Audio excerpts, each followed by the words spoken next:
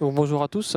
Donc, aujourd'hui, on va vous présenter Kiops. Donc, Kiops, c'est une solution de machine learning que Orange développe depuis plus de 25 ans. Alors, ça a coupé. Bon, voilà. Donc, on le développe depuis plus de 25 ans. Donc, c'est dans les équipes de R&D. Et on l'utilise en production depuis plus de 20 ans. Et on l'a open sourcé en début d'année. Donc, on va vous montrer un peu les particularités de Kiops. Mais nous, on considère que c'est une vraie pépite qu'on passe en open source. Donc, on va essayer de vous convaincre.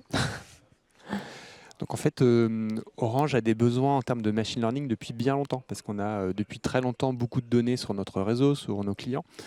Et en fait, ce qu'on cherche à faire, c'est le petit dessin qui est là. Donc c'est vraiment d'apprendre un modèle qui va essayer de deviner, lorsqu'on va l'utiliser, une information qui est cachée à ce moment-là. Donc par exemple, si on cherche à savoir si un client va partir à la concurrence dans 3 mois, bah, évidemment qu'on ne le sait pas au moment où on utilise le modèle en fait. Par contre, dans nos données d'historique, on a pour chaque client la réponse à la question est-ce qu'il était parti au bout de 3 mois quoi. Donc c'est ça l'idée. C'est vraiment le machine learning en général. Donc on est là-dedans. Pour l'instant, ce qu'on a décrit sur le site web, c'est que les algorithmes supervisés. Donc, c'est vraiment de ce genre-là. On essaye de prédire une information. Et il y a aussi beaucoup d'algorithmes qu'on a qui sont non supervisés. Donc, c'est plutôt pour explorer les données. Mais elles ne sont pas encore documentées, puisqu'on là, on rattrape le retard de 20 années de recherche en interne.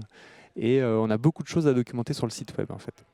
Alors, il y a 20 ans, on avait déjà beaucoup de besoins. On voulait que la solution qu'on construisait en machine learning elle soit adaptable à n'importe quel cas d'usage. Parce qu'on a beaucoup de cas d'usage en interne différents, en fait.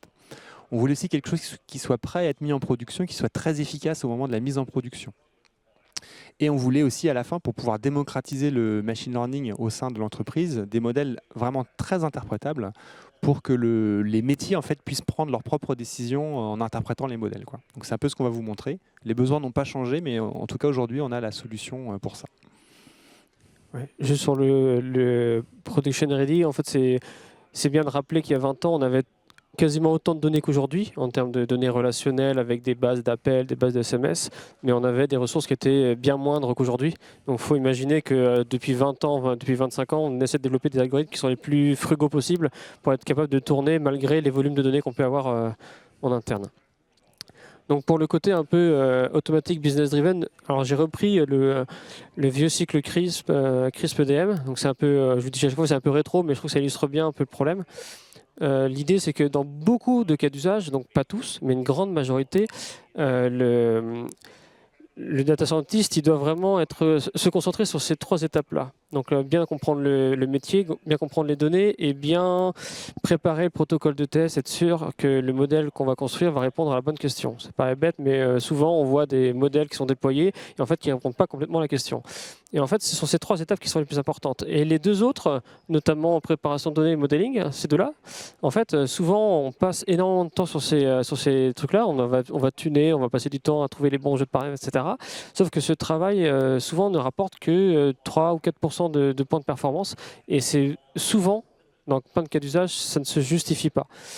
Et par exemple, si on est sur une chaîne de prod et on veut prédire si une pièce va être en défaut, avoir 3 ou 4% de performance en plus, ça ne va pas changer les actions leviers qu'on va mettre en place. Un modèle va vous dire, ben voilà, c'est sur telle machine, il y a telle mesure qui doit être entre 3 et 4 cm. Que vous ayez 90 ou 92 en AUC, ça ne changera pas. Et donc ça, c'est un peu l'idée. C'est pour illustrer que passer beaucoup de temps sur ces tâches ne se justifie que dans certains cas. Et dans la plupart du temps, on peut automatiser. Là, il y a plein de tâches qui sont automatisables, qui ont peu de valeur, et on peut le faire par une machine. Donc là, c'est ce que je dis. Voilà, il y a beaucoup de cas d'usage qui ne méritent pas qu'on soit 30 dessus. Et c'est exactement ce que va essayer de faire Kiops, c'est qu'il va vous faire gagner tellement de temps sur la préparation de données et sur la modélisation que vous allez vraiment pouvoir vous concentrer sur la compréhension des données. Est-ce qu'il y a des biais dans les données, donc qui ne seraient pas liés vraiment à la modélisation, mais vraiment dans les données. Voilà, c'est vraiment être focus sur la partie business. Et sur l'accélération, juste pour introduire ce que tu vas dire, sur la partie data preparation, en fait, il y a un élément sur lequel Kiops est vraiment unique, c'est qu'il va être capable de digérer directement des données multitables, de faire le feature engineering. Donc ça, on n'est pas les seuls à le faire, mais ce feature engineering se fait sans surapprentissage et sans hyperparamètres. Donc c'est là que c'est hyper scalable et c'est robuste. Et ça change vraiment les choses. Voilà, donc ça, c'est une illustration de la façon dont le machine learning est appris à l'école, également dont les compétitions Kaggle, par exemple, sont faites. Donc les data scientists ont toujours l'habitude de partir de données qu'on appelle des données plates, en fait. Donc il n'y a qu'une seule table, et chaque ligne dans cette table-là va représenter un individu statistique. Par exemple, c'est un client dont on cherche à savoir s'il va partir à la concurrence. Sauf que ça, ce n'est pas les vraies données, en fait. C'est vraiment un cas d'école très très simple. Dans la réalité, ce n'est pas ça. Quand on travaille en entreprise, on a des données qui sont multitables. C'est-à-dire qu'on a, par exemple, plusieurs enregistrements dans des tables secondaires qui vont décrire les détails de com de mon client, les options qu'il a pris dans ses contrats, les films qu'il a été voir sur le service de VOD et que sais-je, quoi. Donc finalement, de partir de données déjà aplaties, c'est une illusion, en fait. Et en fait, Kiops va réussir à ingérer des données directement comme ça, et c'est la seule solution sur le marché qui est capable de faire ça. Et on ne va pas avoir besoin de créer cette table avec des lignes qui correspondent vraiment à mon individu statistique. Donc, du coup, on se rapproche de la façon dont les données sont stockées dans le SI. Donc ça, c'est déjà intéressant. On ne perd pas d'informations. Et en plus de ça, le fait de travailler en multitable, c'est un formidable moyen d'encoder des données qui sont difficilement ingérables habituellement en machine learning. Par exemple, si je veux décrire une série temporelle, par exemple ma consommation d'électricité au cours de la journée, eh bien, je peux très bien dire que dans ma table principale, j'aurai la clé qui correspond à mon client, et dans la table secondaire, j'ai mes enregistrements qui sont eurodatés. Voilà. Donc on peut décrire un tas de choses avec le multitable qu'on ne pourrait pas décrire simplement. Donc c'est un langage en fait qu'on peut aussi exploiter. Donc c'est très puissant. Alors, du coup, ce que fait Kiops, c'est ça. Donc ça, c'est un travail qui est fait habituellement à la main par des humains. Donc c'est un duo entre le data scientist et les équipes métiers. C'est des allers-retours, on discute. Mais en fait, c'est vraiment fait de façon empirique. Donc ce qu'on veut faire, en fait, c'est qu'on va générer dans la table principale des nouvelles variables. Alors, voilà, donc ça correspond en fait au petit carré bleu clair qu'on a ajouté. Et finalement, ces variables agrégées, elles vont être calculées à partir des tables secondaires. Donc peut-être que si je veux prédire si mon client va partir à la concurrence, peut-être que le taux d'appel vers l'étranger, ça va être intéressant. Donc cette variable-là va bien être générée, calculée à partir des enregistrements qui décrivent chacun des appels de chacun de mes clients, en fait. Donc ce travail-là, il est fait automatiquement. Et il est fait beaucoup mieux qu'à la main parce que, en gros, c'est fait au feeling, c'est fait un peu au pif, et après on essaye, on fait des essais-erreurs, on voit ce qui marche en fait. Et c'est empirique. Que là, c'est pas du tout empirique. La machine va essayer plein de choses, elle va retenir que ce qui est informatif réellement par rapport à mon problème en fait. Et en plus, je rebondis, c'est aussi limité par notre propre connaissance. Et notamment, petite parenthèse, désolé, je t'ai interrompu, mais dans le cas de la fraude, nous, on utilise Kiops en interne dans des gros sujets de fraude. Et ça nous arrive souvent donc, de le déployer. Le modèle, il détecte des règles métiers qui avaient déjà été utilisées, donc déjà c'est bien, c'est rassurant, mais il en trouve de nouvelles auxquelles le métier n'avait pas forcément pensé. Donc déjà rien que ça, en fait, on gagne des informations supplémentaires. Et aussi, autre point, et du coup là je t'ai vraiment cassé dans ton élan. Et en fait, l'avantage aussi de ce travail-là, donc il construit ces agrégats de manière supervisée, donc par rapport à la target. Et donc, si le comportement, notamment de fraudeur, change au cours du temps, ben, si on rapprend un modèle tous les jours, il va apprendre de nouvelles règles qui s'adaptent au comportement. Donc ça, c'est vachement important. Et on a des cas, on a un exemple, je suis désolé, je suis trop bavard. Et on a des cas en interne où justement on redéployait des modèles tous les jours, donc on s'adaptait au comportement, et c'était tellement efficace que les fraudeurs ont changé d'opérateur. Parce que du coup, ils étaient trop rapidement coupés de notre côté. Et ça ne demande pas un effort surhumain parce que voilà, déployer du Kiops, c'est un point fit et ça suffit, quoi. Voilà. Alors juste avant de passer à la suite et juste pour fixer les idées, quelle forme ça prend? Quelles sont ces variables-là qui sont générées par Kiops? En fait, il y a un petit langage dans Kiops avec des fonctions qui ressemblent un petit peu au SQL finalement. On s'est inspiré du SQL pour ça. Et on va composer les fonctions. C'est vraiment de la composition de fonctions comme en mathématiques finalement. Donc là, ici, il y a un petit exemple, je ne sais pas si vous le voyez. D'une formule. Donc en fait, les agrégats vont apparaître sous forme d'une formule qu'on va pouvoir interpréter en fait en tant qu'utilisateur. Et là, en fait, donc je vous laisse un peu décortiquer cette formule. Ça va compter pour chaque utilisateur le nombre de fois dans le premier quarter que mon utilisateur utilise le service de VOD. Voilà, donc c'est ce genre de choses. Donc en fait, on peut facilement donner du sens en fait aux agrégats qui ont été trouvés par Kiops. En fait. Et en fait, la notion de ne pas overfitter ou apprendre par cœur, elle est simple en fait. C'est que si jamais on autorisait Kiops à faire des agrégats arbitrairement complexes avec des formules à rallonge comme ça, avec des compositions de fonctions à l'infini, on va peut-être trouver que oui, les churners, ce sont les gens qui appellent beaucoup en Papouasie les soirs de pleine lune entre 11h et 11h50. Bon, c'est peut-être un peu trop précis tout ça. Et ça surapprend par cœur clairement les données qu'on a en fait. Et quand on va le confronter à des nouvelles données, ça ne marchera pas en fait. Donc ce mécanisme-là, il est de lutte contre l'apprentissage par cœur. Il est dû au formalisme mathématique qui est utilisé en fait. On garantit vraiment de ne pas apprendre par cœur en fait. Et du coup, pour ne pas oublier, parce que je serais capable d'oublier, chaos.org, le site justement décrit ce formalisme mathématique. Donc pour la partie supervisée, la partie non supervisée n'est pas encore documentée parce que ça prend beaucoup de temps.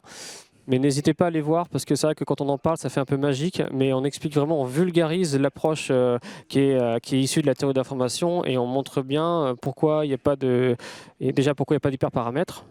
Donc même le formalisme est élégant et pourquoi il n'y a pas de surapprentissage.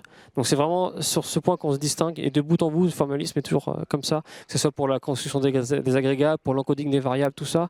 Et donc c'est quand même vachement intéressant de voir ça. L'illustration, donc j'en ai déjà un peu parlé dans le cas de la fraude, mais ce qui est intéressant, c'est en fait une fois qu'on utilise ce genre d'outils, on change vraiment notre façon de travailler. Notre méthode en tant que data scientist change parce que du coup, on se focus sur la compréhension du métier et sur le modèle logique des données. Donc comment on va bien représenter les données. Après, le travail de tuning de modèles, tuning de paramètres et de trucs comme ça n'existe pas en fait. Et donc ça change vraiment notre façon de travailler. Et c'est vrai que c'est pas forcément immédiat parce que, comme le disait Alexis, si on va sur Kaggle, la plupart des jeux de données sont déjà aplatis parce qu'en fait c'est tellement ancré dans l'esprit que le ML, il faut avoir des données aplaties, qu'on se rend pas compte qu'en fait on perd énormément d'informations quand on aplatit les tables. Et dans le cas de la fraude, donc là j'en parlais un peu tout à l'heure, donc on essaie de détecter des fraudeurs par SMS. Mais l'avantage c'est que là j'ai juste à dire à mon modèle, à mon outil, voilà, j'ai une table principale avec mes fraudeurs, j'ai une table secondaire avec les appels entrants, une autre table avec les appels sortants, etc. J'ai décrit ça, je fais voilà, ma colonne à prédire c'est, je sais pas pourquoi il s'éteint, ma colonne à prédire c'est fraude, et je fais un point fit et puis voilà, c'est fini. Et du coup, toute la partie de préparation de données, il n'y a rien à faire. C'est juste écrire le Jupyter, on va dire, voilà, mes données sont comme ça, donc c'est très rapide.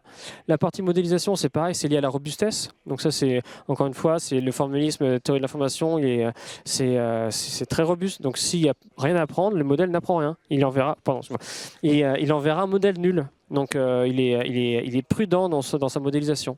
Et donc si on a des résultats qui sont un peu étonnants, parce qu'on l'a déjà dit, enfin on le redira après, Chaos c'est interprétable. Donc s'il y a des règles qui ont été apprises qui sont bizarres, c'est pas le modèle, c'est pas la façon dont le modèle est construit qu'on remet en cause, ce sont les données. Et on peut effectivement avoir des surprises intéressantes quand on fait de la fraude, de voir des règles qui sont bizarres, genre c'est une antenne qui est à côté d'une prison qui permet de détecter la fraude. Voilà, c'est ce genre de trucs assez marrant. Donc là, c'est pareil, le côté interprétable est très efficace. Et c'est pareil, on a des outils pour pousser en prod facilement sur K-Vitesse, etc. Donc ça permet de passer en prod très très rapidement en modèle de fraude. Voilà, je passe vite parce qu'on parle beaucoup. Ouais, donc là, j'accélère un petit peu pour garder du temps pour la démo. Donc vraiment, le but, c'est de démocratiser le machine learning et de permettre aux métiers de prendre leurs décisions elles-mêmes, en fait. Donc, qu'est-ce qu'on a fait déjà, on a fabriqué des modèles interprétables, mais on a surtout fait un outil de visualisation qui est utilisable à plusieurs endroits, en ligne, dans Jupyter Notebook, etc. Et en fait, qu'est-ce qu'on a Globalement, on a deux choses assez simples, c'est que chaque variable qui est informative, même celle qu'on a créée, les variables agrégées, eh bien, en fait, on va les découper, en fait, dans le but d'expliquer la cible. Donc, par exemple, là, c'est la fraude. Donc on voit que cette variable-là, c'était une variable agrégée, on l'a cachée évidemment. Mais pour des fortes valeurs, on voit que la balance des classes est très déséquilibrée. C'est-à-dire que c'est très probablement une fraude dès que je passe un certain seuil en fait. Voilà. Donc finalement, ce petit modèle de discrétisation, c'est déjà un petit classifieur. C'est-à-dire qu'il n'a qu'une seule variable en entrée, mais la façon de découper la variable est intelligente et va permettre de trouver des zones comme ça où l'équilibre des classes change beaucoup. Alors après, on a aussi un mécanisme où on réunit ces pré-traitements entre eux pour fabriquer le classifieur final, le modèle final. Et là, on est très parcimonieux, c'est-à-dire qu'on va sélectionner très peu de variables qui sont à la fois les plus informatives par rapport à la cible que je veux prédire et à la fois le plus indépendantes les unes des autres. Donc c'est-à-dire que quand on va interpréter une variable, un effet par exemple sur l'âge, on est à peu près sûr qu'il y aura pas beaucoup d'effets croisés avec les autres variables qui ont été retenues. Donc ça facilite beaucoup l'interprétation en fait. Voilà. Donc finalement, c'est des choses simples qui sont compréhensibles par un humain. On découpe des variables et on a des balances de classe, quoi. Alors, dans l'exemple ici, pour info, là, on a 34 variables qui ont été retenues dans le modèle, alors qu'on en avait généré 100 000. C'était dans le cas de la fraude pareil, donc avec plein de CDR. On avait 100 000 variables, on n'en avait gardé que 34. Et c'est important pour l'interprétation du modèle d'avoir peu de variables, parce qu'après, ce sont les experts métiers qui doivent en faire quelque chose.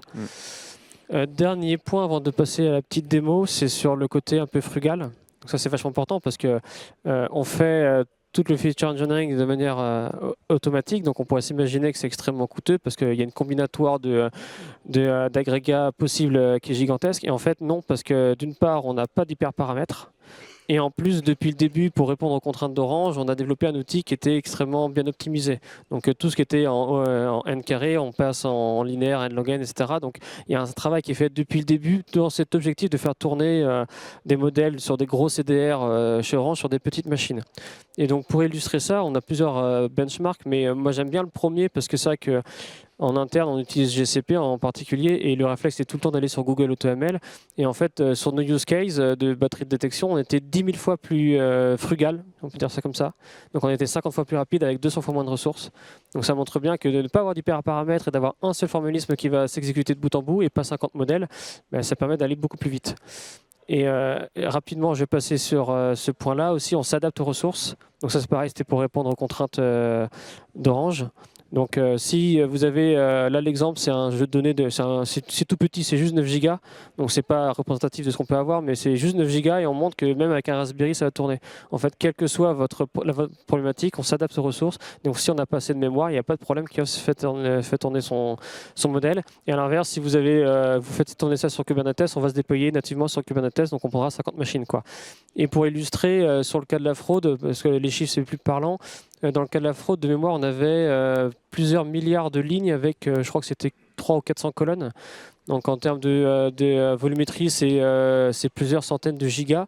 Et sur une seule machine, il fallait 1 heure pour faire tout de bout en bout. Donc c'est-à-dire que Keops, il prend les données multitables directement, donc avec les 50 tables éparpillées. Il fait la construction d'agrégats, il fait l'encoding et l'apprentissage parcimonieux. Donc tout ça, c'est en 1 heure. Voilà. Et là, on va essayer de passer... On résume, je vais le faire à ta place. On résume, c'est hyper rapide, c'est business driven parce qu'on essaie d'être focus sur la problématique métier, sur le schéma de données, etc. C'est frugal, je viens de l'expliquer, et c'est interprétable et c'est vachement important. Et aussi un petit point qu'on n'a pas dit, c'est que l'interprétabilité dans la V11 qui arrive là d'ici quelques semaines, normalement en janvier, on a l'interprétabilité variable par variable. Donc aujourd'hui, individu par individu, pardon. Oui, c'est bien fait. Donc, c'est-à-dire qu'aujourd'hui, vous avez un modèle de fraude, il va vous donner les règles qui, globalement, permettent de comprendre la fraude à l'échelle du modèle. Et demain, vous direz tel individu, pourquoi c'est un fraudeur, et Keops vous dira c'est un fraudeur parce que ceci, parce que cela. Voilà, en gros. Et là, je vais aller super vite. Je ne vais pas la faire en live parce qu'il reste 2 minutes. Voilà. Donc, je ne vais pas la faire en live. C'est juste pour vous montrer à quel point c'est rapide de faire du multitable. Donc là, j'ai pris une base de données open data. Donc, c'est pour ça que c'est celle-ci. C'est un peu morbide, mais parce que c'est open source, c'est sur le site du gouvernement et c'est facilement interprétable. On voit que l'interprétation est aisée. Donc on a une table principale avec une liste d'accidents et des caractéristiques. À cela, on ajoute une liste avec des véhicules. Donc là, c'est une relation 1N parce qu'on peut avoir plusieurs véhicules par accident. Et pareil, avec les users, on peut avoir plusieurs users par véhicule. Et donc, on peut avoir plusieurs utilisateurs par véhicule et par accident, etc. Vous voyez, le schéma logique est extrêmement simple à définir pour le data scientist. Par contre, s'il devait le faire à la main, donc rapatrier tout ça dans une table principale pour pouvoir faire de l'apprentissage, ça serait long et en plus, ce ne serait pas forcément très efficace. Et donc là, on a un super outil en ligne qui permet de faire une démo. Donc normalement, je le fais en live, mais je vous montre. Donc on fait du supervisé, on intègre les tables. Là, on choisit la table accident. C'est la table principale. On vérifie les types, donc ça c'est important, parce que par exemple le zip code c'est considéré comme du numérique, enfin c'est détecté comme du numérique, mais il faut voir ça comme du catégoriel. Donc je passe vite fait, donc je mets accident, je mets les 3 tables, pareil, on va vérifier les types. Donc voilà, c'est du clic, hein, j'ai fait 3 clics, browse, et voilà. Ensuite ici je vais définir mon schéma. Donc je vais préciser quelle est la clé qui identifie un individu dans chaque table et quel est le lien relationnel entre chaque table. Donc là c'est pareil, il y a de l'autocomplétion, donc en démo ça se fait vraiment en 2 secondes. Donc là voilà, chaque accident est identifié par l'accident ID et pour les véhicules on a véhicule ID et on a relation 0N parce qu'on peut avoir 0 véhicule ou N véhicules par accident. Donc là, après, la partie métier est terminée. Il n'y a plus qu'à faire quel type comment on fait le test. Donc là, on fait du split trend test classique. Ici, on va nous demander quelle est la target. Donc on met la gravité, on veut savoir si un accident est mortel. Donc c'est de la classique, on fait run et là c'est une petite base de données qui fait une centaine de mégas, donc ça se fait en 10 secondes. Et ça c'est le résultat que vous avez. Donc c'est ce que vous avez aussi si vous faites du Python pour TuseKiops. Et donc vous pouvez interpréter le modèle. Vous voyez là on a une règle, par exemple c'est la date de naissance. Il prend le min des dates de naissance de chaque véhicule. Il regarde sur l'ensemble de l'accident. Et c'est un peu glauque, je suis désolé. Et on voit le découpage optimal des variables, enfin de la variable. Et donc là, on voit, en gros, cet élément-là, c'est s'il y avait une personne âgée impliquée dans l'accident, on voit que le taux de létalité est beaucoup plus élevé. Donc l'exemple, même si les glauques il est parlant, en fait, on voit que tout de suite, en 30 secondes, on lance un modèle sur des données multitables et tout de suite, on va avoir de quoi interpréter, donc de quoi comprendre ce qu'il y a derrière. Et donc c'est un outil puissant. Par exemple, si on fait de la fraude, on peut vraiment essayer de comprendre quel comportement explique la fraude. Si on a du churn, on peut savoir quel comportement explique le churn. Et avec la V11, avec l'interprété individu par individu, il va pouvoir nous dire, ben voilà, sur tel individu, le contrat n'est pas bon, ou c'est parce qu'il n'a pas la fibre, ou parce que c'est trop cher. Voilà. C'est hyper rapide, voilà. Et donc le site kios.org, pour avoir toutes les infos, on a commencé à documenter. Donc il y a la partie mathématique qui est documentée, tous les tutos pour faire du Python, pour faire Kiops de Python. Et là, d'ici quelques semaines, il y a toute la partie mise en prod qui va être documentée pour pouvoir utiliser ça sur un cluster K8s, etc. Voilà, merci.